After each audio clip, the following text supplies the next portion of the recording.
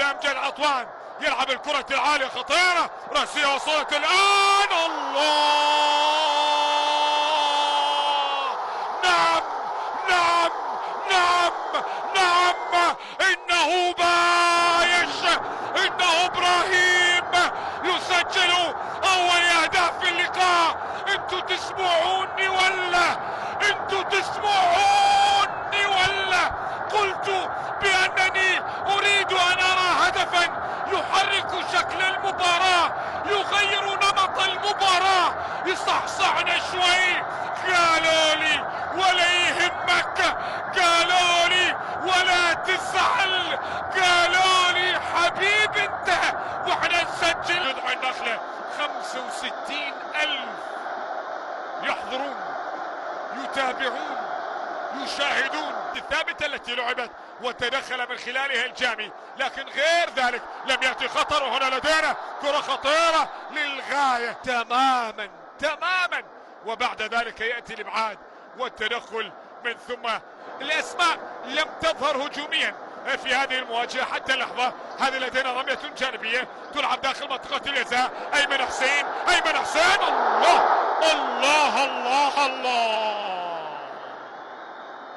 بوطبر حاول أمير عماري أمير، لكن كرة لا تمر. عادت عراقية سعودية، والله حايرة الكرة تعود بالجهة اليمنى. قوقية قوقية قوقية، يا عيني على الكرة الماضية. نواف في عملية التصدي، لكن قوقية قوقية في البصرة. هنا لدينا كرة خطيرة، الله، لا زالت. هذا أمجد يمرر إلى حسن عبد الكريم، إلى أمجد، وانتو مطر وانتو مطر.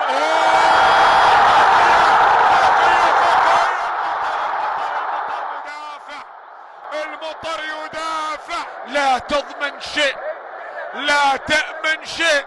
بايش بايش بايش يلعب الكرة الأمامية. توقف توقف، ترى حاسب، أنا أقول لك